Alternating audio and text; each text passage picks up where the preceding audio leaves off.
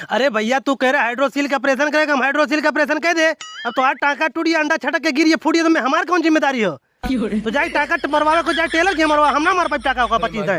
अरे माई, हाँ चाचा। अरे डॉक्टर साहब हमारे पेटवा बहुत मुरियर मुरियर पीड़ा था डॉक्टर साहब, एकदम रसरिक में आइट के पीरा था बहुत तेज डॉक्टर साहब।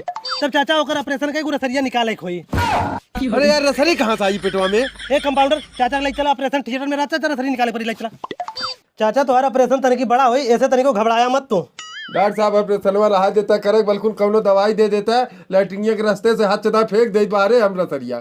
चाचा ऐसा ना हो पाई, रसरिया एकदम मुरेर के मोटाई जेल हो। जब हुई तो ओकर ऑपरेशन हुई। कंपाउंडर कैसे निकाला ऑपरेशन? हल्का से बड़ा हुई, बहुत ज्यादा बड़ा ना हुई चाचा। वो डॉक्टर साहब में कैंचियन बा। कैचिए ना बा? कल यहाँ जो ऑपरेशन करे है, कहीं पेटों में कैचिए छूट ना गई का? ये काम करा तू, फटाक से दर्जी के पढ़ के कैसे लेकर आता। अरे सारे डॉक्टर अरे पकड़ भैया, कंपाउंडर पकड़।